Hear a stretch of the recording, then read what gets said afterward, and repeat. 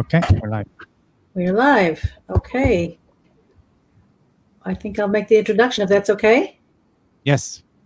All right. Welcome, everybody, to our weekly podcast with Rabbi Pinchas Winston. This is sponsored by Bring Them Home and IsraelTorah.org. The primary goal of Bring Them Home is a website to provide Torah resources that explain and to prove why you Jews out there and outside of Israel should be making Aliyah right now or looking at it anyway as a viable option, now more than ever. There's on the page you'll find Josh Wander, who's the creator of this whole project. He has many podcasts, and he's doing podcasts daily, I believe, with Rabbi Nachman Kahana, and he'll explain more of that. We have blog posts. We have all kinds of information to help people with their Aliyah process. So go to bringthemhome.org or IsraelTorah.org.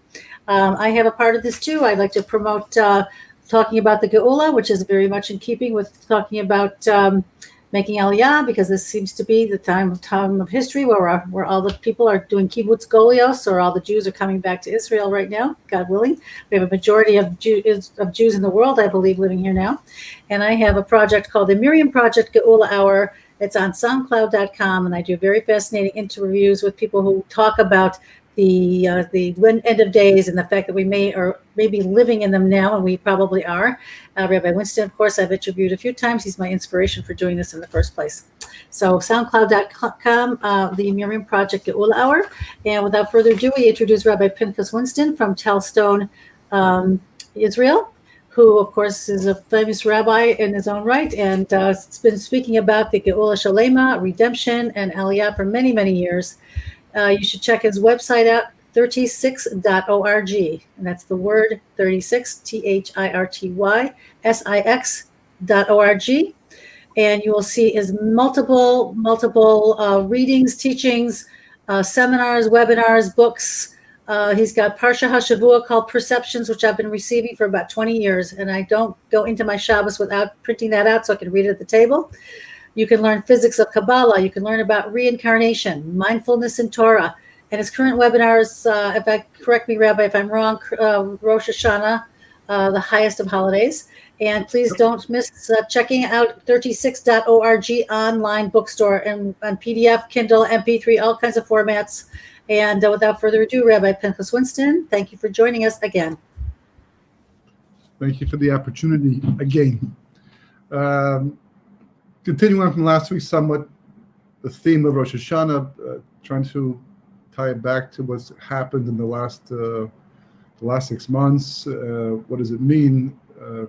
Start with two stories. One story is a story of Eliyahu Hanavi, the prophet, right? Elijah the prophet, otherwise known in English. And he was walking along one day, looking like a normal passerby, and he sees a fisherman who is whistling away, and he's got his catch over his shoulder, and he seems to be top of the world, very happy. And Eliyahu bumps into him, or at least purposely bumps into him, and he says, you seem really happy. It's nice to see. He says, why are you so happy? So he said, because I just came back. We were out the whole morning catching fish, and you can see, look how successful. It's not always like this, and Baruch Hashem, I was very successful to catch a lot of fish. It goes a long way. So he said, that's wonderful. And did you have any time to learn any Torah today at all, or the last little while? He says, no, that I don't do so well with that. And God blessed me with to be a fisherman, but not to be a Torah scholar in any way whatsoever. So Eliyahu says, okay, fine, sure. So tell me, how do you fish? What's the whole thing about fishing? What's the whole, everything's an art. What's the art of fishing? So as opposed to artificial, it's art of fishing. So instead, what he did basically was, he explained how they make the nets a special way. They go at a certain time of the day. They sit quietly to a certain cove, and it's an art. It's a whole technique that you have to learn over time to be a good fisherman. And even that doesn't always work, but at least that's what you have to do. And Eliyahu is very interesting, fascinating, wonderful. Wow, it's tremendous. Finally, when the fisherman finishes, he says to Eliyahu, he says, for that Hashem gave me the brains, gave me the wherewithal to be a successful fisherman, but unfortunately to learn Torah, he didn't. So Eliyahu at that point says to this fisherman, he says, let me ask you a question. you know that God really values his Torah. He really appreciates when people make the effort to learn it, and he helps them to get by. He says, yeah. He says, well, don't you think that if he gave you all this wisdom and knowledge to be a good fisherman, that he wouldn't also give you the ability to be able to learn Torah too if you made the effort? The story says, at that point in time, the fisherman, comes to the realization of the truth of that statement. I don't know if he recognizes Eliyahu at this point in time, but he realizes that the statement is in fact true, and he begins to cry, and before you know it, he cries a lot, and water just pouring down his face, and he's very distraught by the realization that all this time God has been blessing him to be a good fisherman, and yet he didn't take the time to learn Torah. So Eliyahu consoles him somewhat. It's not really a consolation, but he says, you don't have to cry so hard. Don't worry. The lineup will be very long with people just like you on Yom Adin, on the Day of Judgment. All kinds of people who thought that God gave them the wisdom to be a good businessman, to be a good this, to be good that, But to learn Torah, that God didn't bless me with. And we'll come to realize too late that we always had the potential or possibility on some level, even if a person would take one verse from the Torah, just one verse, and focus on it and concentrate and maybe read Rashi that they don't know the Hebrew to learn the English. Everybody, if someone is basically, healthy, then they can spend a lot of time learning Torah at whatever level they possibly can. And we take it for granted that he or she was blessed to do it, but not me. And Eliyahu was pointing out, the Medrash is saying, that it's not so. We have to realize that we have to make the effort. That's story number one. Story number two is based upon the Medrash in Parshas Emor. Parshas Emor is towards the end of the third book of the Torah, Leviticus, Vayikra in Hebrew, and it's a parsha specifically about the Kohanim, the laws of being a Kohen, about Tumah v'Tahara, purity, impurity, and especially because the Kohanim are a special group of people that have to maintain a certain status of holiness even today, even in current times, and how much more so in temple times when the laws of purity and impurity were in fact much more strict. And so they have a whole set of rules that they live by. And so God says to Moshe Rabbeinu, Emor el Kohanim, speak to the Kohanim, ... Tell them all the following halachas about blemishes and purity and impurity. And that's a large part of the parsha till it turns to a discussion about the holidays towards the end. So the Medrash on this phrase, Emor el Kohanim, as the Medrashes want to do, builds a story around it by saying the following thing. When it came time for King, Shaul HaMelech, King Saul, to die in battle because he lost the right to be king and to hand it down to his children because he disobeyed the command of God twice in two very serious situations, and he lost it. I mean, he lost the Ruach HaKodesh, the divine spirit, so to speak, that God allowed to rest on him to make him successful, to keep him connected to God. And he became very melancholy and tried to kill King David all the time. He just kept chasing after him to try to do him in. And towards the end, he seemed to have come to his senses. And Shmuel HaNavi, the major prophet at that time, Samuel in English, but Shmuel HaNavi, the prophet, had died recently, and that's who was the one who instituted Shaul as the king in the first place, and later anointed King David to replace him. And he was like the main go-to person to ask about what God was thinking and what had to be done and all that. And now Shaul felt bereft because of the fact that he was God and didn't know what to do. So what he did was something that really the Torah does not permit. So don't do this at home, and don't do it outside the home either, for that matter. But he did it for some reason. Lots of questions in Tanakh come up, what's going on. But that's the story. And he goes to some witch, a real witch, not like the ones today, who basically, as far as I know, there's no real witches using real black magic. But in those days, people could do things like that, and they were, in fact, authentic witches. And he went to one who was capable of raising, the soul up from the dead, to bring a person back from the dead, at least to talk to. And so Shaul did this, and he went to Shmuel, and he asked Shmuel, what's going to be with me? in the end. And Shmuel says, tomorrow you will be with me, meaning that you're going to die. You're going to go to battle against the Givonim, and you're going to have to fight a terrible battle on behalf of the Jewish people. The Jewish people do win the war in the end, but King Saul dies in battle, as do basically all of his sons, except for the Mephibosheth it is, but I forget, but exactly. But the whole line of Shaul Melech, including Yohannes, who was basically the close friend of David and Melech, and it plays it exactly the way that it's predicted. In fact, one of the nicest midrashim I ever read or heard is the one about the battle itself, where Shaul is fighting against the enemy and with all of his sons this battle, and Hashem, God says to the angels at that point in time, it's like an operating theater, or how watching from above, you can't hear or see them, so you don't necessarily sense it, but that's what's going on, because God's always watching, the angels are always watching, they're looking down, and at that point in time, God called all the angels over and says, you asked me back at the beginning why I was going to create man. Why is it worth it? Look at all the sins they're going to do. Look at the destruction that man's going to cause. Look at how much they're going to turn against you. Why create man, the angels asked. And God says to the angels at this point, look down there. What you're watching down there, that heroism. This man was told he's going to, not only is he going to die in battle, but his sons are going to die with him instead. What does he do? He doesn't pack him away and run away to some foreign country, to try to escape the din, the judgment. Instead, he goes out there and he accepts his fate and the fate of his family, which is a very hard thing to do and to fight with such conviction, which he does anyhow.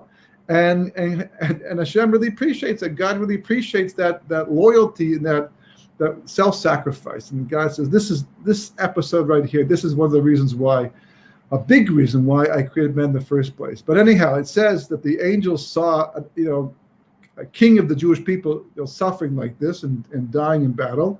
And they turn to Hashem. And they say to Hashem, how can you allow one of your anointed to be treated like this, to die like this in battle? So at that point in time, this is where the Medrash comes in. It's really always fascinating and enjoying how the Medrash would take a verse that there's no clue from the verse itself, this is what it's alluding to, and it's more of a play on words in a sense, but it's also a very true lesson that's being taught at the same time. So when the angels complain to God and say, how can you let this happen to Shaul HaMelech?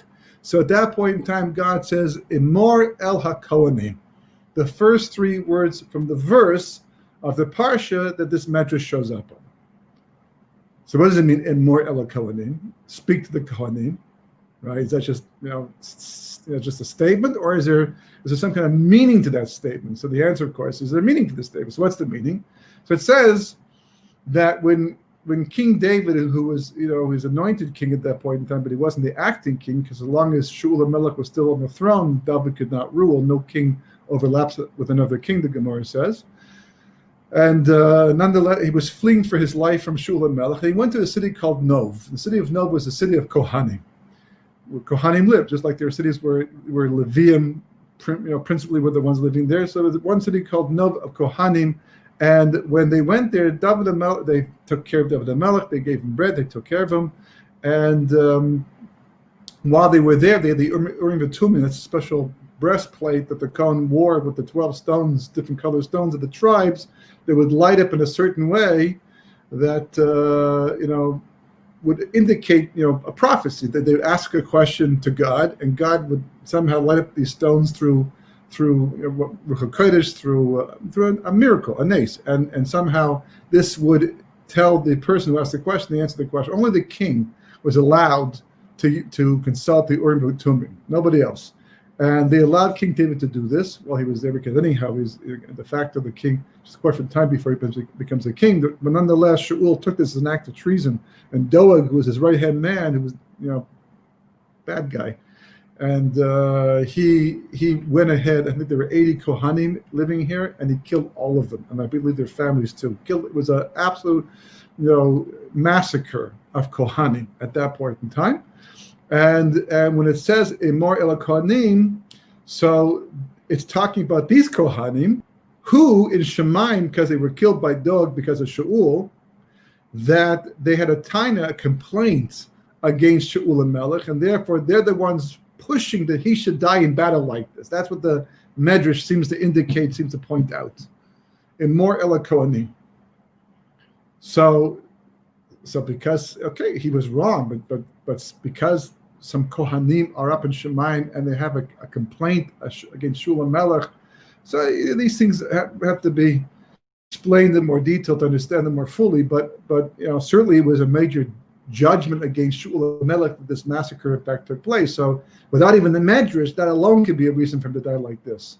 But it's the message for all of us that the Medrash passes on to us. Why? Because, and this is important, because Shaul showed no mercy whatsoever to the Kohanim.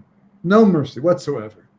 And that would have been okay, sort of. I mean, it was not justified in any way, and certainly there's what to pay for that, but not as bad as something else. What's the something else? Because earlier, when Shaul was sent back at the beginning of his kingship to go out and rid the world of the Amalek once and for all, as the Torah speaks about in Parashat B'Shalach and later on Parashat Shoftim, one of the responsibilities of the king is to get rid of Amalek completely, right down to a bootstrap. Not one semblance of Amalek left. It was a once in history opportunity until Mashiach comes and we'll finally finish the job. But it was a major mistake. Now, why did Shaul do this? Right? So, first, what did he do? He killed everybody except for one Amaleki, Agag, the king. And Agag is kind of like Pharaoh, just like Pharaoh was a kind of a generic name for all Egyptian kings. So Agag is basically like a generic name for Amaleki kings. And he did not kill the Amaleki king. He killed everybody else as per the mitzvah, but he kept Agag alive. It says, "V'yacham al Shaul." He had mercy. Now let's take a look at this mercy. What kind of was it? Because he wanted to keep him alive?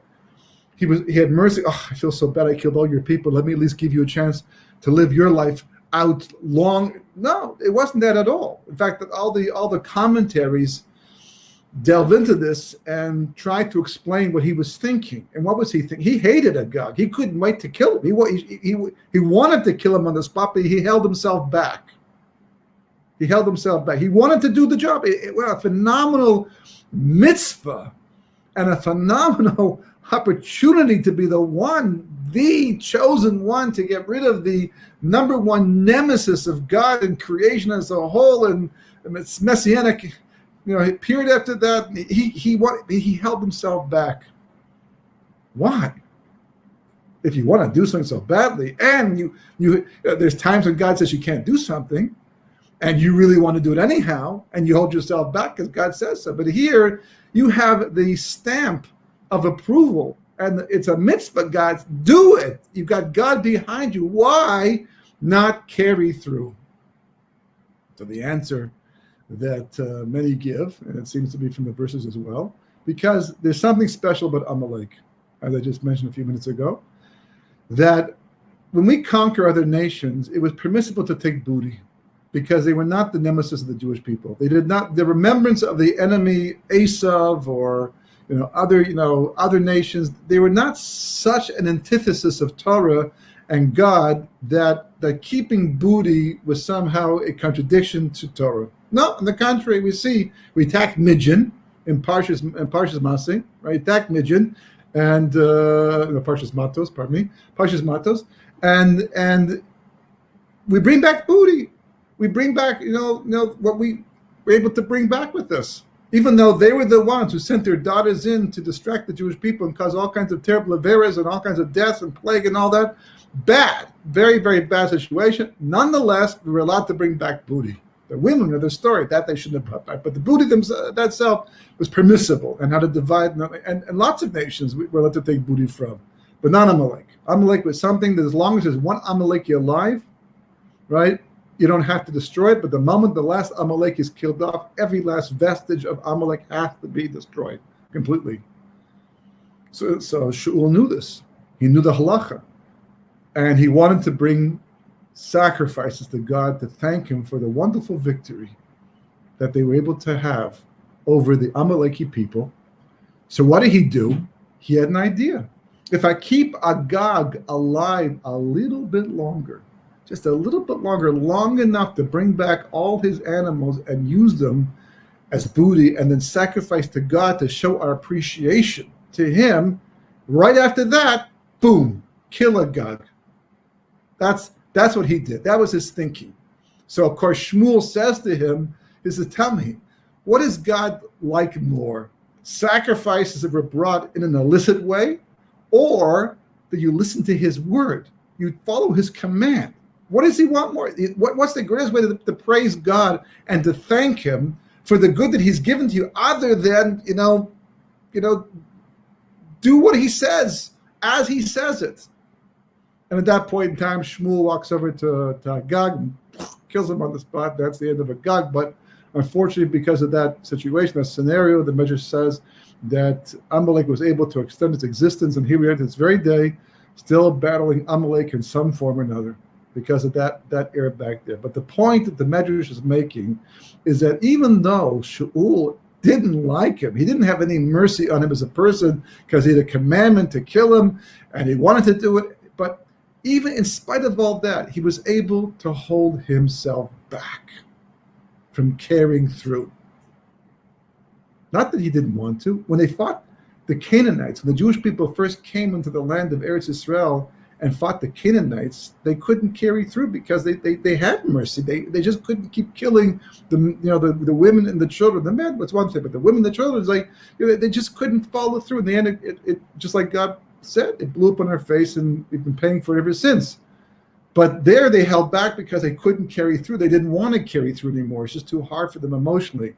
But here, everything about him was, let's go do this. And yet he held himself back. So why is that so important here?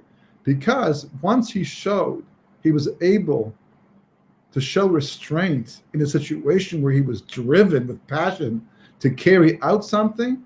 So now in the city of Nov, it was an accusing feature in the whole thing. The Kohanim could say, if you had never shown any kind of restraint, forget about mercy, but restraint, that's the word here, restraint, with Agag and the Amalekis, then we would say this is a man who has no restraint. He has no way to control himself. So we might have forgiven you for what you did to us in the end. But since we see that you were able to show restraint in a place where you really were passionately driven to do so, and it was a mitzvah to do it, you still held yourself back. So you should have held yourself back in Nov as well. Now that you didn't, we accuse you for that.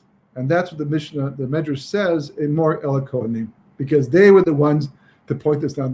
Were they really the ones that pointed out? No, the point is that God, it's like, as they say in Kabbalah, Ki'ilu, it's as if that was the case, meaning that this is God doing all the talking. It's God telling all the stories. It's God weighing the whole thing out. But it's as if the Kohanim, and moral Kohanim. So why am I bringing up this very long story at Medrash, right? Besides using up time, because of the fact that Chazal say that this is a lesson to everybody, and it's extremely important message all year round, but especially exceptionally important message at this time of year for Rosh Hashanah. Because a person will say, when asked by God, did you learn a lot of Torah? The person might say, I wanted to. I didn't have time. So many times I was planning to. I had even signed up for the Daf Yomi Shir, where they learn a page of Talmud every single day. There are times I got there, and so many times I just couldn't make it because I was just too busy. And I'm sorry. If you had helped me out and given me more time, then maybe I could have learned more Torah. So God will say, press a few keys, like God Himself, but the angel up there, right, and bring up on a huge, screen. We're not talking plasma screen over here. Like this huge, massive memory bank up in Shemayim, and they're going to show the person all the places they had time for things that had nothing to do with anything other than the fact that they wanted to do it. And God will say, well, you had time for that. And you had time for that. And you had time for that. But look, you didn't have time for this thing over here. and you had no time to learn Torah, and that person goes, oh, ooh, right? Forgot about all that one. So, same thing. God will say, why didn't you give more tzedakah? The person will say, I didn't have that much money. I mean, I barely paid the bills for month to month, and we put kids through yeshiva, and then there's the weddings and all that. Every wedding's $100,000, and the list goes on. So when the poor person came to my door, I didn't have much to give at that point in time. If you had blessed me to make more money in the stock market, then I would have given more tzedakah. So God will say, interesting, but you had money for this thing, and for that you had money for it, and brand new smartphone, and this thing over. You didn't have a phone. You had a good phone, Baruch Hashem, but this is like this thing and that, and you added on to the how. I'm not saying you didn't have to buy those things, but I'm saying if you're going to buy those things, then you should have had money for tzedakah too. Huge mitzvah that I blessed you with, an opportunity. And the list goes on and on, meaning that for every single thing a person thinks that they're handicapped because God didn't bless them with that thing, God will say, well, I might have believed you and I might have had no complaint against you if it wasn't for the fact that you seem to be doing just the opposite over there and over there. In other words, where it came to things that you wanted to spend money or to use your time or to sleep, whatever the case may be, right? You found a way to do it. But it came time to my misses, the things that get you to the world to come. There you somehow ran out of resources, and not because of me, but more to do with you. So, this is an important thing to think about, going in and just working towards the end here. We're halfway through the month of Elul. We got 2 more weeks, God willing, until Rosh Hashanah, 1 more week until Slichos. The Sephardim got the jump on us starting literally at the beginning of the month. And we can feel it, and it's in some respects more intense than previous years. I mean, there's a very moment in time, I still have no idea what's going to happen in shul this year, what they're planning to do, where I'm going to daven, and people are talking about the same things. And a little bit of bruch in the sense that the shofar blowing will not take place this Rosh Hashanah because the first day, in fact, is on Shabbos. The second day it will take place, but it's rabbinic, in its in terms of obligation. So at least that part is kind of, a little that tension is removed somewhat. But nevertheless, we're coming off a very complicated and confusing period of history that seems to become more confusing as time goes on. Personally, the more I learn about COVID and what's gone on in the world and what's going on in the world, and the more I look at all the sides involved, it seems the less clarity I get, the less I know about the situation, the less I know. I just really get to the point of exhaustion where it's like, I don't know. It's like just err to the side of caution. I guess that's the smartest thing to do, especially if you are in one of the ages or categories that more vulnerable to it. But this is not accidental. This is not incidental. This is something that God has done. God has planned. The Medrash says, Koheles Rabbah and Tanchuma and a few places, that everything that's happened in history until this moment in time, and everything that will happen in history from this moment in time, was all decreed back at the beginning of Ma'aseh Bereshis. At the beginning. That's where it took place. That's where God wrote the book. How does free will fit into that picture? It's not a problem. Because who carries out what is really more a function of what we ourselves decide. But the events themselves, the Gemara says, all it's in the hands of heaven, but the fear of God, meaning that our attitude is what our free will is to affect. But in terms of the results of anything and what causes, even the election coming up, we fight and we argue.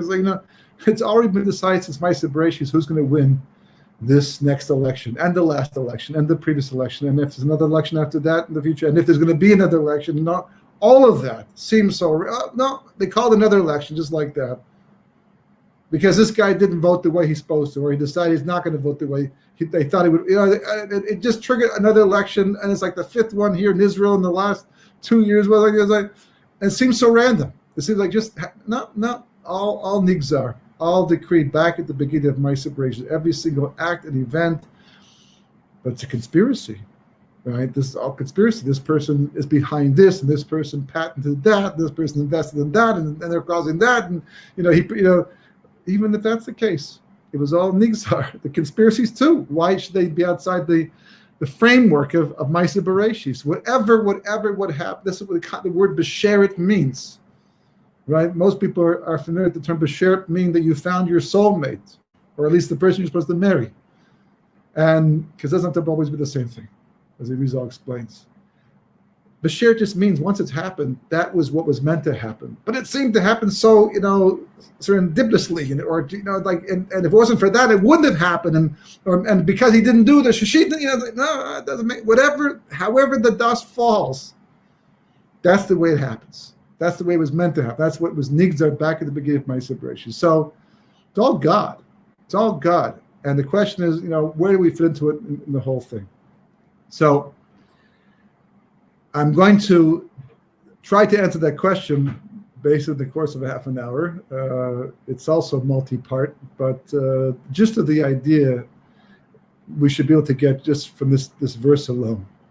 And I'm going to do it on 4 different levels. We've spoken about in the past that Torah exists on 4 different levels. Pardes, which stands for Pshat, Remez, Drush, and Sod, which translated means a simple explanation of an idea, like a simple verse in the Torah, right? That in the beginning God made the heaven and the earth. And the second one is Remez, which means a hint, meaning that the Torah hints to us deeper levels of understanding by the way things are said or not said. So that's called Remez, a hint, like winking at somebody is called is a hint. You can see the wink. The wink, someone winks, it means something, but what does it mean? I don't know. So you have to investigate. But at least I can see the wink. That's at least a telltale sign that something else is going on here. The level of drush, which means from the word drush, to investigate, usually translated as exegesis, right? That's the word. And it's like midrash, and it's things that are not like a hint. As you look at the verse, you're not going to see from the verse that this story is what took place, like Emoriel Kohanim, right? You can't see that medrash from those words. The only reason why we have that medrash is because there's a tradition that teaches us that medrash to go with those words. And a lot of laws are like that too, right? The Gemara will ask the question, how do I know that when a person gets married, you have to use what's called kesef kedushin, kedushin, the ring, the value of the ring. There's a whole technical process of the woman, giving herself over to her husband, the husband making sacrifice for her, right? For kinyan, what's called an acquisition. A little different than buying something else, but still called an acquisition. The Gemara says, how do I know that? How do I know that's a halacha? And the Gemara brings verses. We would never know those are the verses because Moshe was told by God, these are the verses, these are the connections to make. That's a level of drush. Then, of course, you have the last letter, the samach of Pardes, which is sod, which means secret.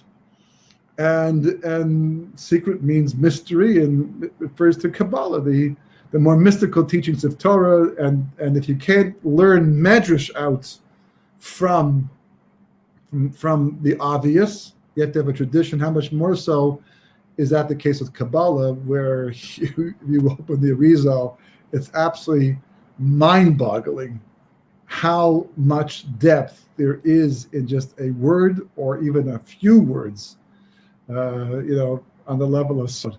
So you have these 4 levels. Each one goes deeper and deeper, deeper. And as we've explained, I think in the past, I've explained somewhere, I don't remember exactly where, but these 4 levels correspond to 4 different levels of reality and 4 different levels of soul. So the reality is that the deeper you go into Torah, the deeper you go into yourself, and the deeper you go into creation, and the closer you come to God.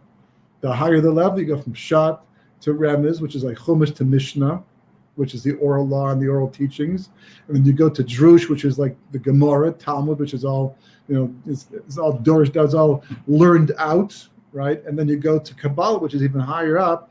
You're coming closer to God, more and more each time. At Mount Sinai, everybody was a makubal. You couldn't help it.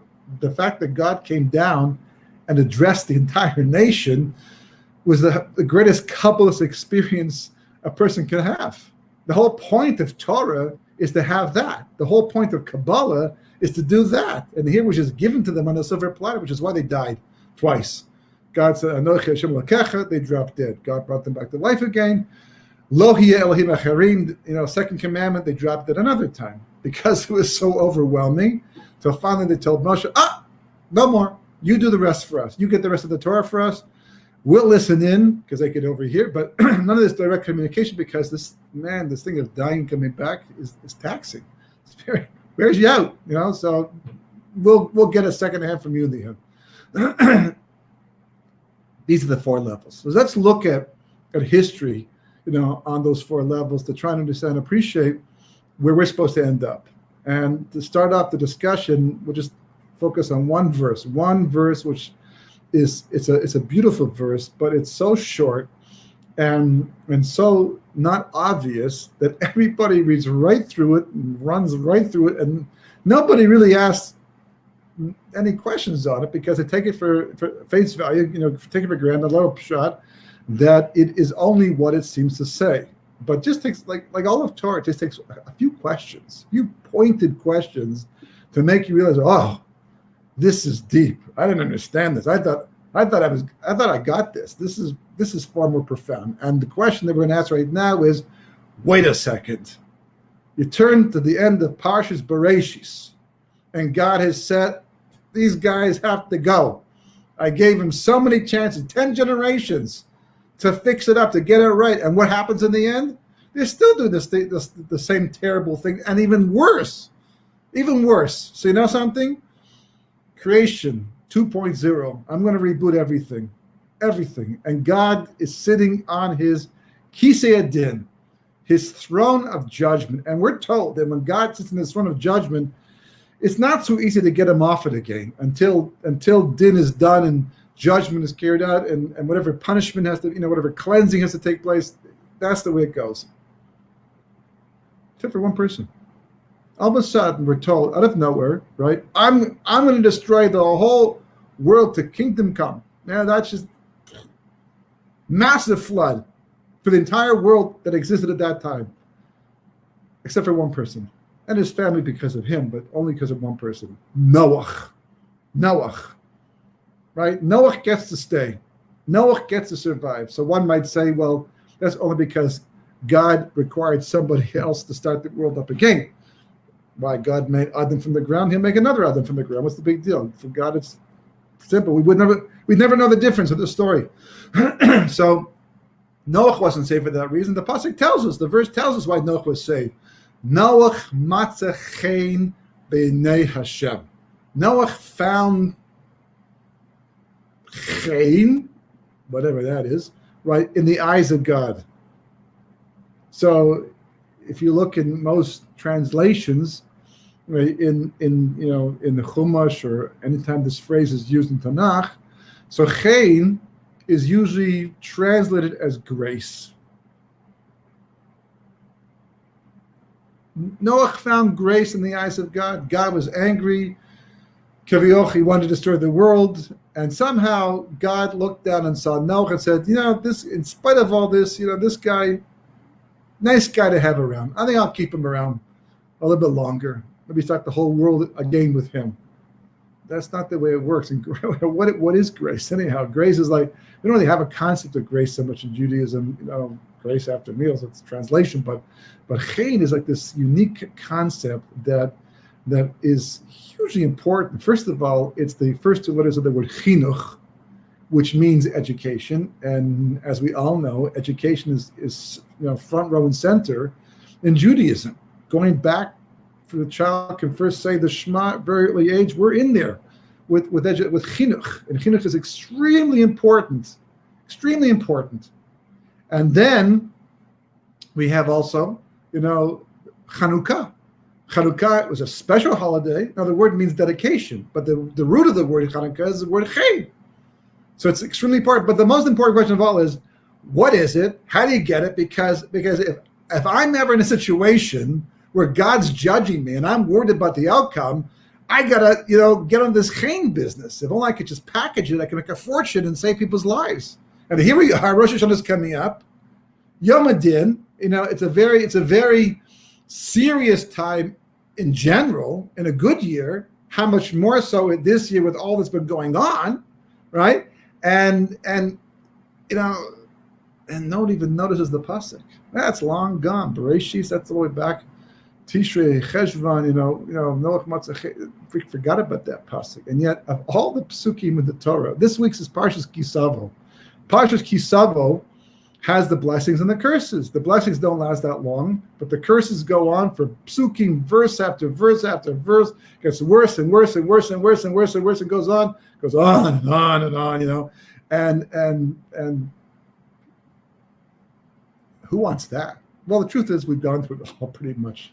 But there's no promise it can't happen a second time. The Holocaust came along later on in history and was a fulfillment of many of those curses in the end, whether you believe in God or not. But whatever is described there is what happened over there. And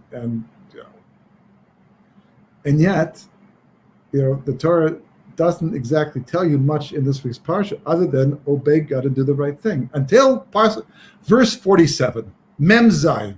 And God kind of throws a monkey wrench into the whole thing by saying, and he just finished saying in the verse before that, it's all because you didn't keep my Torah mitzvahs.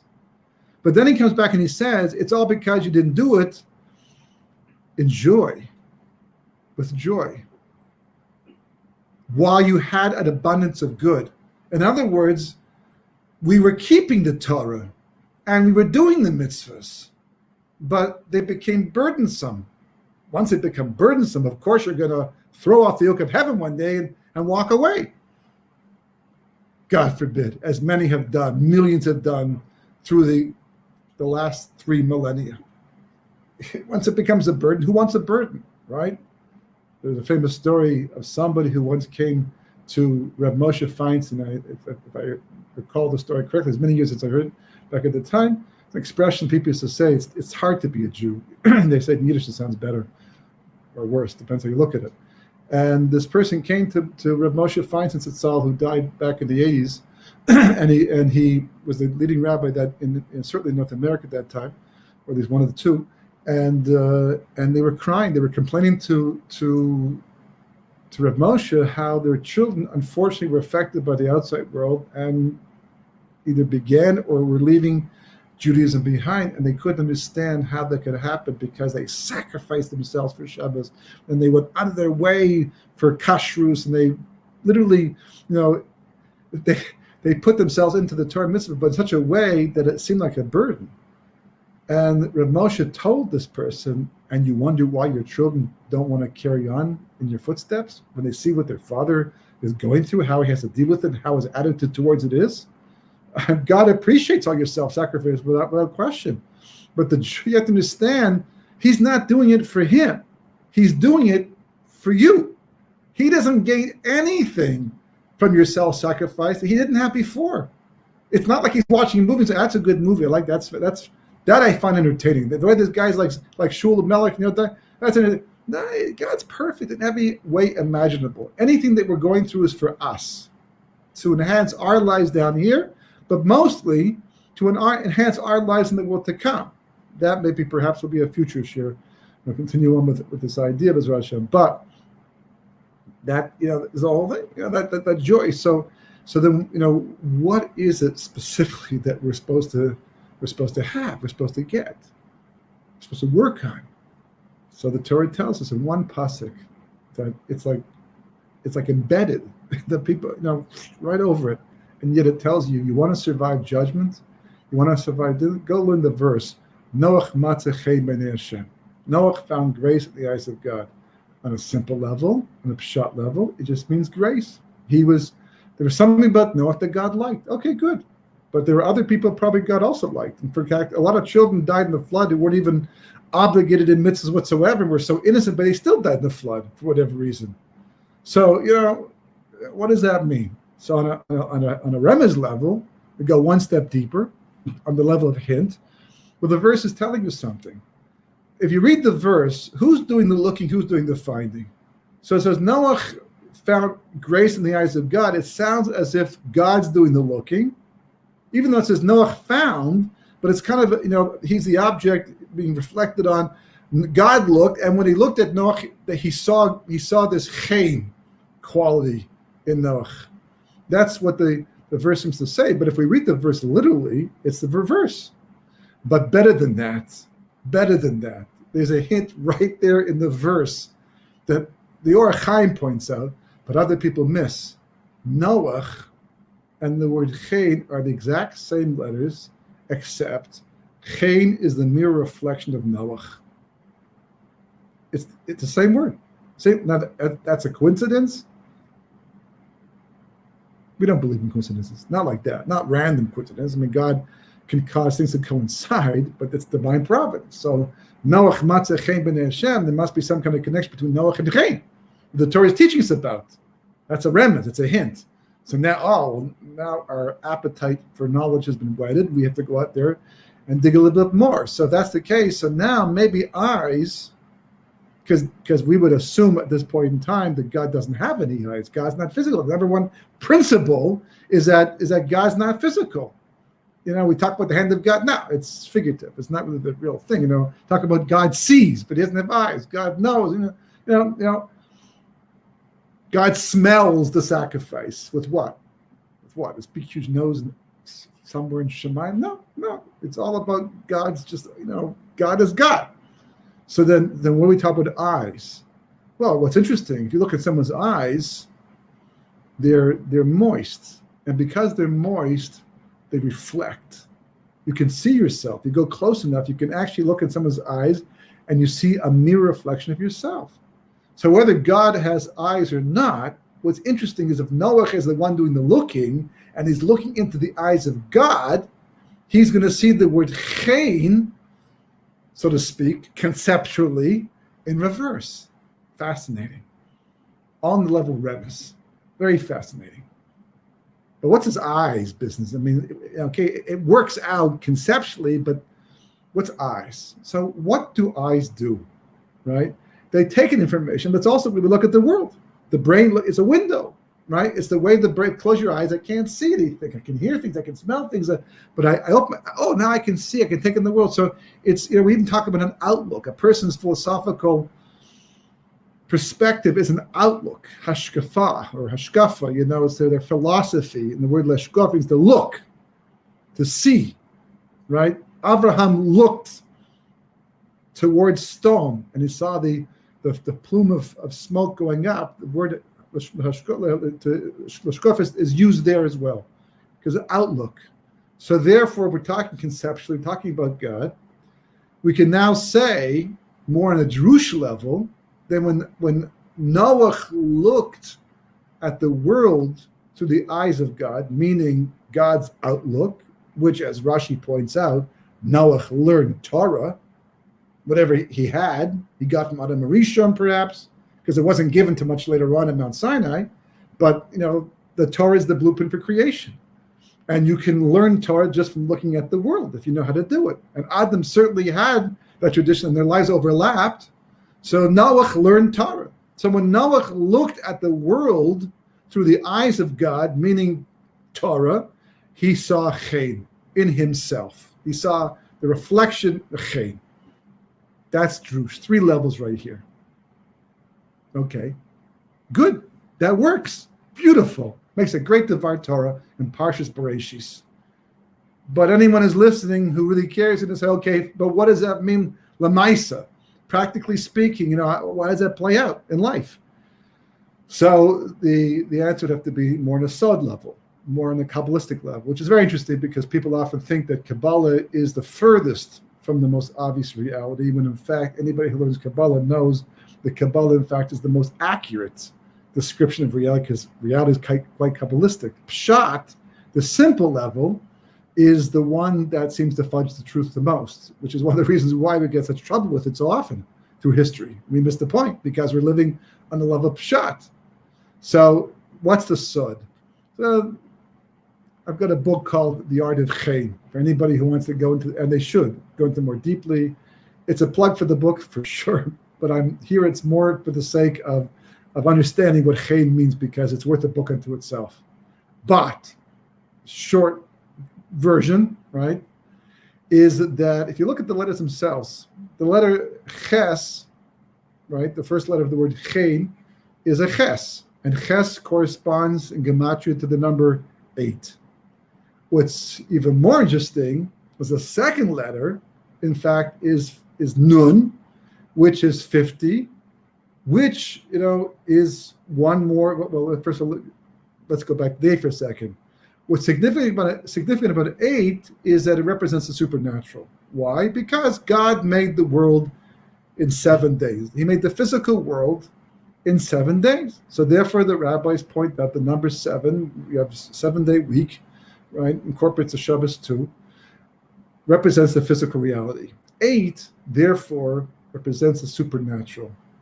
It's l'malam min hateva, outside the world of nature. It's a level above. It goes beyond the physical reality, which is why bris milah, circumcision, takes place on the 8th day after birth, if everyone's healthy.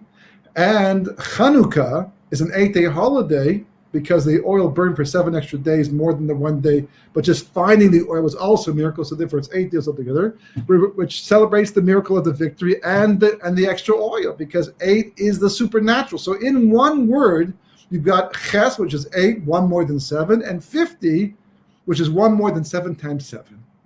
So the 8 and 50 are the same idea, but a different plane. The supernatural. And again, there's much more to go into over here, but it's something that has to be pointed out. So then, how does it fit into everything in the end? So what is the supernatural? Everybody is composed of 2 parts. We have a body and we have a soul. Even the people who disagree and say we don't have a soul, they have a soul. Because if they didn't have a soul, they couldn't talk about not having a soul. They wouldn't live. They would be dead. It's that part of us that tends to make us act in ways that go against our survival. The body's interested in survival. It's instinctual. It's been programmed to take care of numero uno, right? Just me. That's it. When I'm being selfish for selfish reasons, it's my body. If I'm pursuing comfort for comfort's sake, it's my body. If I'm going after physical pleasure for physical pleasure's sake, that's my body. That's what the body does. But if I share what I own with others who didn't work for it, I have no connection to them, even if I do have a connection to them, my kids, that's not a body thing. That's not a survival instinct, unless you're paying somebody off. We're not talking about that. That's a body thing. No, you're giving tzedakah because it's a noble thing to do. Some guy decides to throw himself on top of a grenade that's definitely not a survival instinct to save his friends, that no one else should die but him. That's not a body thing to do. You may use your body for it, but it's not most people run the other direction. That's instinct. That's the body. The soul is different. And this was the fundamental argument that Noah had with his generation. And this is the argument that the Jewish people have had with themselves and with the rest of the world until this very day, especially in this very day and age. When we talk about chen, normally, especially when it comes to people, when you think of chen, one of the first things you think of is a baby, a child. A child has a lot of chen. We tend to lose the chen as we grow up for a number of reasons, but a baby is like just like so needy and so selfish. But it's not a selfishness that's chosen.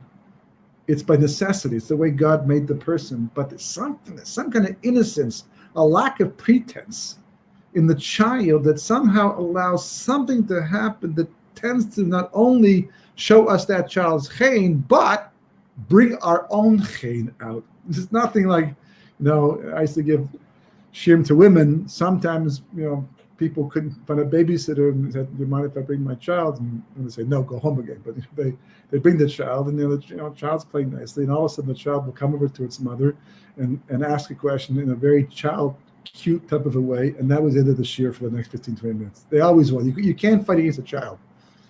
I mean, obviously the ones who are screaming and kicking, for sure you can't fight against them, but they're talking just by the cuteness, and the child is just something about them. And then you watch people talk to a child. A person can talk to an employee, or talk to an employer, but an employee, talk very sternly, very adult-like, and their own child comes in or their grandchild comes in. It's almost like they melt completely. They change their tone of voice, and they act like the nicest person in the world. And the employee is going, "Gee, I wish that person would talk to me like that. Wish they would run the office like that." Well, there's a reason why they don't. And one of the reasons is because we also don't have chen. But you find an employee who has chen, one of the rare things, you'll find that employer will talk to them the same way too, for the most part, because chen begets chen. And how does that work? Why is that the case?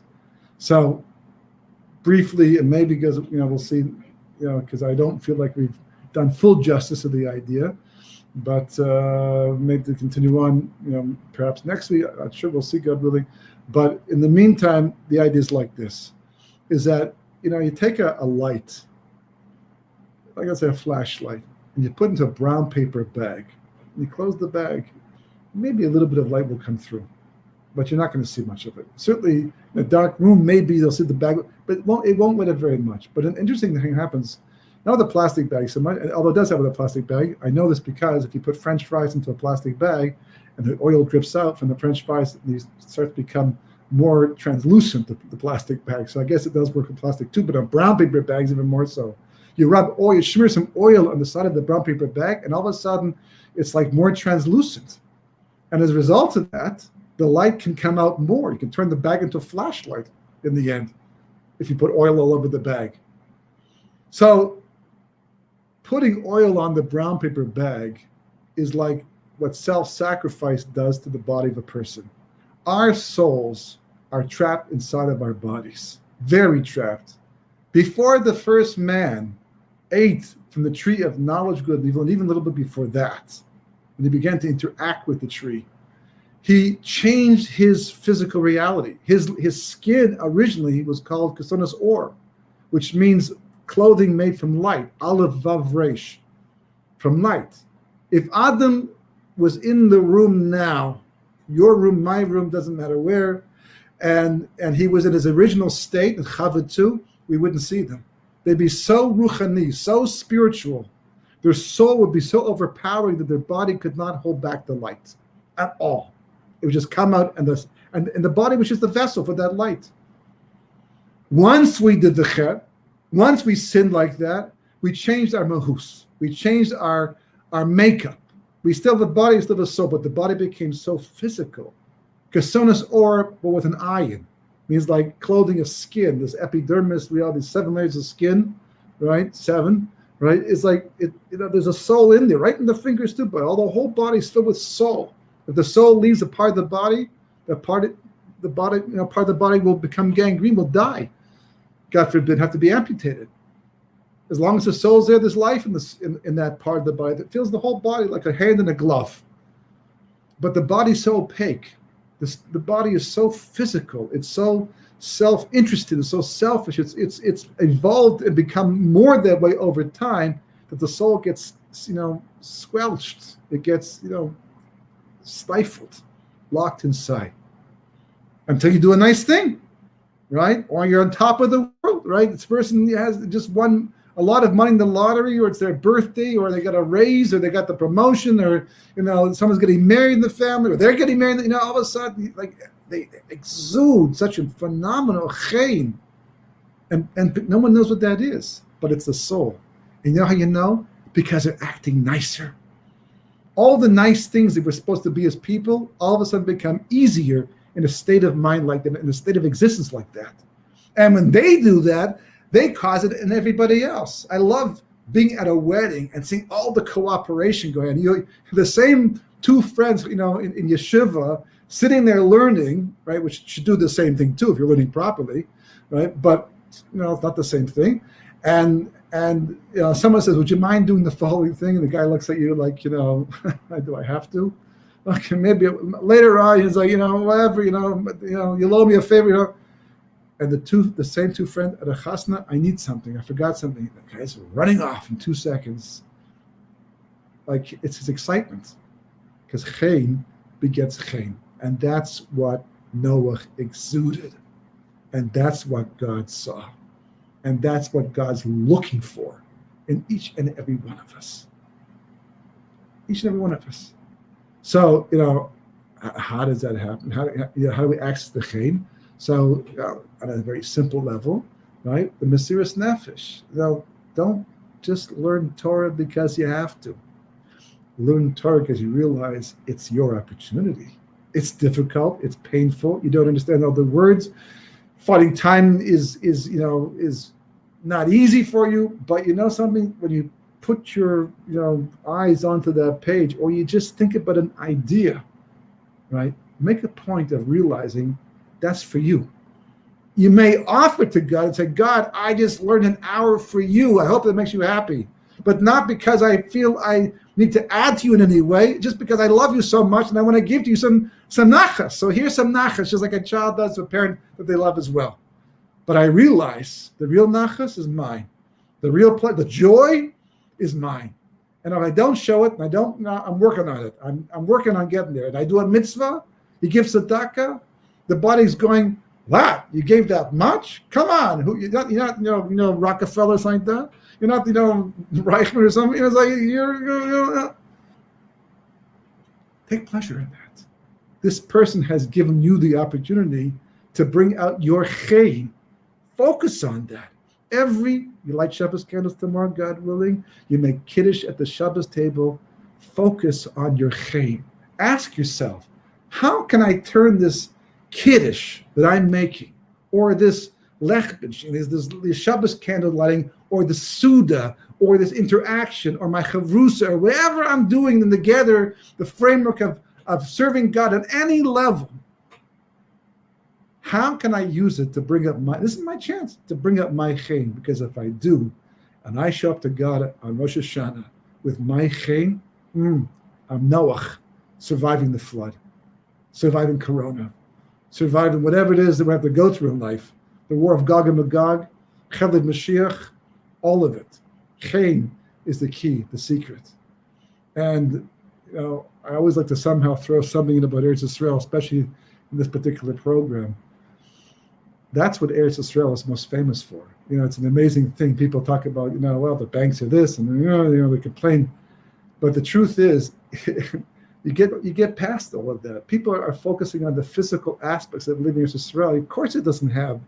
A person who has chayim doesn't require that much of the physical world. You don't need to enjoy the physical world so much anymore. Noach is up in the mountains building an ark, and he was content because he had chayim. Everybody else down below was busy abusing and using the physical world to get as much pleasure out of life as they possibly could, because they couldn't get it from themselves. Eretz Yisrael exudes chayim. It's a shiur to itself. And when a person understands that, there's actually a nice story about it, but there's no time right now. But and a person understands it and they lock into it. They understand the mitzvah of being here, the opportunity. This is what the spies missed. That's what they did. That's what they overlooked. Yeshua, Caleb, they saw it. And for those who are living here, in spite of all the threats, people look at you and they say to you, how could you live in such a dangerous place? Once upon a time, that was the case. Not so much anymore compared to other places in the world also. But they would ask you, isn't it hard to be living there? And there's hardness, 100% there's difficulty. I'm not going to say there's not. I'm going to say there's things that come easier there versus here. But who cares? I'm here for quality of life, and quality of life is chayim, and this is Eretz chayim, which is why the Baal chayim, Yosef Atzadik, who Rashi points out in Parshas V'yechi, right, in chapter 49 in the blessings, that he was part Yosef. He was the source of. He was everything about Yosef was chayim. He was Mr. Chayim, as far as Kabbalah is concerned, and he insisted upon being buried in Eretz Yisrael, because that's the land of chayim. So I don't know what we'll do in the next session with Rosh Hashanah yet. But I'll just say that, God willing, we have a good start. We know which verse to focus on. We know to go a little bit deeper into it. But more importantly, we understand that that's what we have to be working in. That's what God expects from us. That's what God looks for. That's our soul. And if you're not exuding chayim, then everything else is not really functioning, working the way it's supposed to be. And you certainly can't enjoy living by Torah mitzvahs. And then the curse of this week's parsha should begin to apply. So the starting point is, find your chayim. Bring it out. And the more that you do, the more you'll bring it out in others. And that is Tikkun Olam. Shabbat Shalom.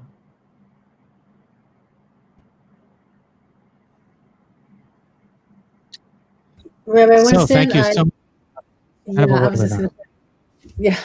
I can't have any questions to that. I do have questions, but I know it's running late. And I was actually in tears at the end of that. Thank you so much. It was very, very beautiful. I'll ask my questions next week. Okay. Maybe Josh? what we'll do is next week we'll actually use the time for a lot of questions. People have any questions they want to ask, and we'll spend some time answering them as well. Okay. Sounds good. Again, I want to thank everybody for joining the webinar. Those people that have not yet been to our website, which is at israeltorah.org, should go there. It has a lot of different aspects to it, including an inspirational video series, a live podcast, a recorded podcast, a blog, and much more resources. And we also highly recommend that you go to the Israel Torah, the israeltorah.org, the Israel Torah YouTube channel, which we would very much appreciate it if you go to the youtube.com/Israel Torah and you just click on the bell to be notified, so that when we have future live webinars and videos, you will be the first to know and be able to see them. We thank you so much for joining, and we wish everybody a great Shabbat, and we look forward to seeing you next week. Thank you. Thank you, Rabbi. Thank you, Josh. Good night, everybody, and Shabbat Shalom.